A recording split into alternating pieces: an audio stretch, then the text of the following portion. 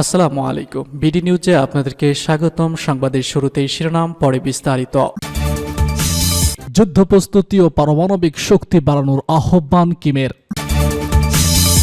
এদিকে ইরানকে শত্রুদের চেয়ে উন্নত শক্তিশালী অস্ত্র সংগ্রহ করতে হবে বলছে প্রেসিডেন্ট। লেবাননে হিজবুল্লাহর অকল্পনীয় প্রতিরোধের মুখে কৌশল পরিবর্তন ইসরায়েলের।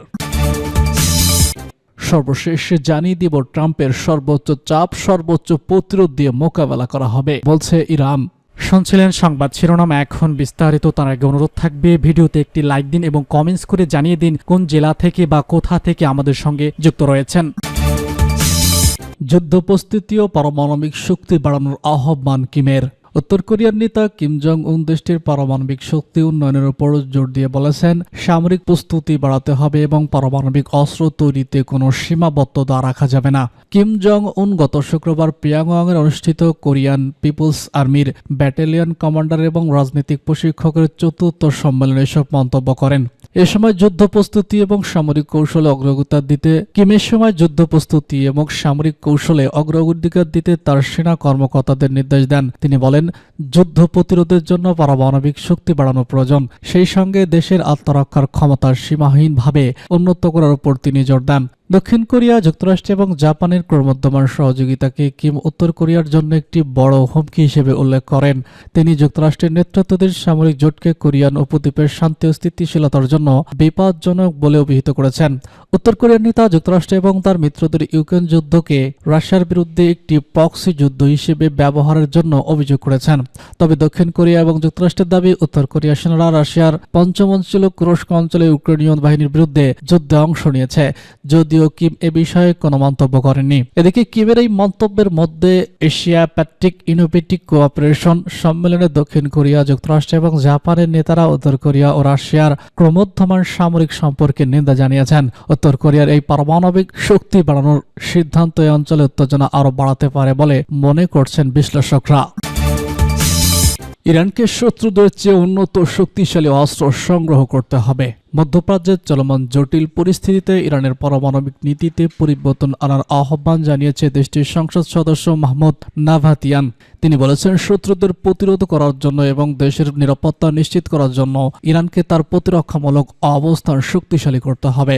সোমবার তেহরানে দেশটির সংসদের একটি উন্মুক্ত অধিবেশনে বক্তব্যকালে তিনি এসব কথা বলেছেন। তেহরান থেকে নবনির্বাচিত এই সংসদ সদস্য হলেন ইরানের নিরাপত্তায় তাদের রেড লাইন। তেহরান থেকে নির্বাচিত এই সংসদ সদস্য বলেন, ইরানের নিরাপত্তায় তাদের রেড লাইন। শত্রুদের অবশ্যই জানতে হবে যে আমরা আমাদের জাতীয় নিরাপত্তা রক্ষার জন্য প্রয়োজনীয় যে কোনো অস্ত্র ব্যবহার করতে প্রস্তুত। পবিত্র কোরআন আমাদের আদেশ দিয়েছে যতটা সম্ভব আমাদের শক্তি বৃদ্ধি করতে। এই শক্তি এমন হওয়া উচিত যা আমাদের শত্রুদের মনে ভয় সৃষ্টি করতে পারে এবং এটি একটি কার্যকর প্রতিরোধ ব্যবস্থা গড়ে তুলবে। তেহরানের এই সংসদ সদস্য বলেছেন, ইরানের শত্রুরা বিশেষত যুক্তরাষ্ট্র এবং ইসরায়েলে ইরানের উপর হামলার পরিকল্পনা করছে।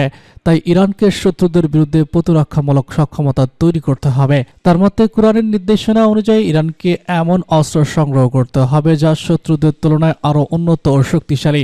সম্প্রতি ইরানের সঙ্গে ইসরায়েল ও যুক্তরাষ্ট্রের উত্তেজনা ক্রমশ বৃদ্ধি পেয়েছে। ইসরায়েল ইরানের সিরিয়া স্থল কূটনীতিক মিশনে হামলা চালিয়েছে, লেবাননে ইরানি কমান্ডারদের লক্ষ্য করে অভিযান পরিচালনা করেছে এবং ইরানের অভ্যন্তরীণ দেশের সরাসরি বিমান হামলা চালিয়েছে। ইরান পাল্টা প্রতিক্রিয়ায় দুটি বড় সামরিক অভিযান পরিচালনা করেছে যা ইসরায়েলি বাহিনীর বিরুদ্ধে পরিচালিত হয়।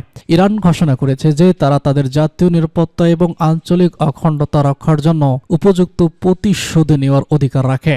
যদিও ইরান রোববার জোর দিয়ে বলেছে যে তাদের পারমাণবিক কার্যক্রম সম্পূর্ণ বেসামরিক উদ্দেশ্যে পরিচালিত হয়, তবে মাহমুদ নাভাতিয়ান এই পরিস্থিতিতে নীতিগত পরিবর্তনের পক্ষে যুক্তি তুলে ধরেছেন। ইরানি জাতিকে এমন সব অস্ত্রে সুসজ্জিত করতে হবে যা শত্রুদের চেয়েও আধুনিক এবং কার্যরত। ইরানের সর্বোচ্চ নেতা আয়াতুল্লাহ আল খামেনির একটি ফতোয়া রয়েছে যা গণবিধ্বংসী অস্ত্রের মালিকানা এবং ব্যবহারের উপর নিষেধাজ্ঞা আরোপ করেছে।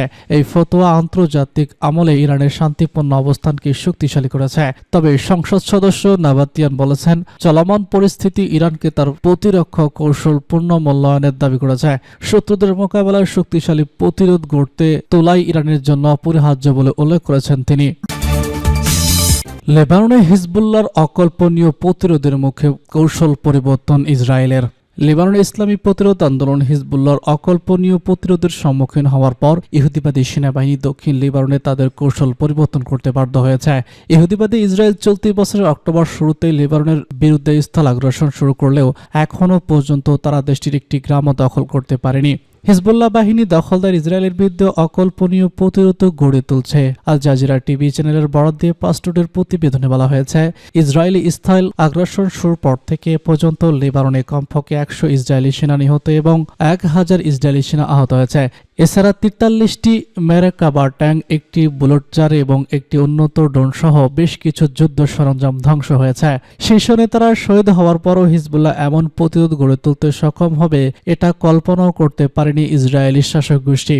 এ কারণে তারা নিজেদের কৌশলে পরিবর্তন এনেছে। তাদের নয়া কৌশল হলো দক্ষিণ লেবাননের ঘরবাড়িতে বোমা পেতে রেখে সেগুলোকে উড়িয়ে দেওয়া। বাড়িঘরে বোমা পেতেই তারা দ্রুত সেখান থেকে চলে যাচ্ছে এবং বোমার বিস্ফোরণ ঘটাচ্ছে। হিজবুল্লাহ যোদ্ধাদের এসব অভিযান খুব কাজে আসছে। তার মধ্যে হলো পেতে থাকা হঠাৎ করে আগ্রাসী সেনাদের উপর হামলা চালানো। এ কারণে দখলদার সেনারা প্রতি মুহূর্তে আতঙ্কের মধ্যে থাকে।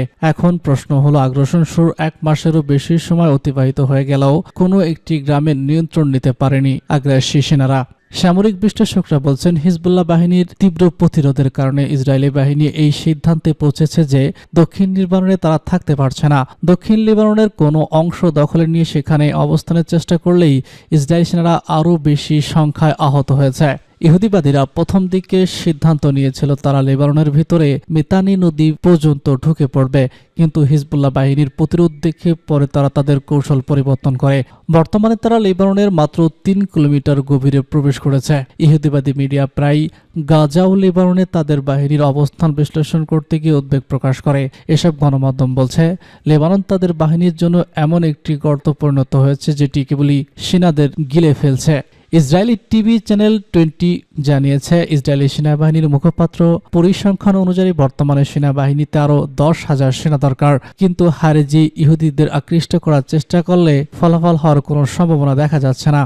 ইসরায়েলি টিভি চ্যানেল 13 জানিয়েছে, ইসরায়েলের নতুন যুদ্ধমন্ত্রী একের পর এক ভুল করে যাচ্ছেন। তিনি মন্ত্রী হিসেবে নিয়োগ পাওয়ার 1 সপ্তাহ পরই ঘোষণা করে বসেছেন হিজবুল্লাহর বিরুদ্ধে তারা জিতে গেছে। এছাড়া তিনি হিজবুল্লাহকে নিরস্ত্র করাকে যুদ্ধের লক্ষ্য হিসেবে নির্ধারণ করেছেন, যা আলোচনায় হিজবুল্লাহর অবস্থানকে শক্তিশালী করবে। ট্রাম্পের সর্বোচ্চ চাপ, সর্বোচ্চ প্রতিরোধ দিয়ে মোকাবেলা করা হবে। ইসলামী প্রজাতন্ত্র ইরানের রাজনৈতিক বিষয়ক উপপ্রতিরক্ষা মন্ত্রী মাজিদ তাকরি রাভানজি বলেছেন, আমেরিকার প্রেসিডেন্ট নির্বাচিত ডোনাল্ড ট্রাম্পের প্রশাসন যদি ইরানের উপর আবার সর্বোচ্চ চাপ সৃষ্টির চেষ্টা করে, তাহলে তেহরান সর্বোচ্চ প্রতিরোধের মাধ্যমে তা মোকাবেলা করবে। ব্রিটিশ পত্রিকা ফাইন্যান্সিয়াল টাইমসকে দেওয়া এক সাক্ষাৎকারে তিনি সব মন্তব্য করেছেন। ডোনাল্ড ট্রাম্প প্রথমবারের মতো ক্ষমতায় এসে একতরফাভাবে ইরানের সাথে পরমাণু সমঝোতা বাতিল করেছিলেন এবং তেহরানের উপর নিষেধাজ্ঞা জোরদার করেন। এ বিষয়টিকে সামনে রেখে মাজিদ বাগতে রাভানজি বলেন, ডোনাল্ড ট্রাম্প যদি আবারও সর্বোচ্চ চাপ প্রয়োগের নীতি অনুসরণ করেন, তাহলে ইরান সর্বোচ্চ প্রতিরোধ দিয়ে তা মোকাবেলা করবে। তিনি আরো বলেছেন, আমার নিষেধাজ্ঞার মাঝে থেকেই আমাদের কাজ অব্যাহত রাখব। আমাদের মিত্রদের সাথে ব্যবসা বাণিজ্য বৈচিত্র্য আনব এবং শান্ত থাকার মধ্য দিয়ে আমাদের আঞ্চলিক মিত্রদের সাথে আমরা সম্পর্ক জোরদার করব। একই সাথে ইরানের মন্ত্রী বলেছেন, পরমাণু ইস্যু পশ্চিমাদের সাথে ইরানের আলোচনার দরজা খোলা রয়েছে। তবে মনে রাখতে হবে যে ডোনাল্ড ট্রাম্প এবং তার প্রশাসনের কর্মকর্তারা আগের বার আলোচনা নস্যাৎ করেছেন এবং তার আলোচনায় বসতে রাজি ছিলেন না। রাভানজি বলেছেন, আগামী 4 বছর একই নীতি অনুসরণ করবে কিনা সেটি তাদের বিষয়, তবে এটি করা হবে অযৌক্তিক।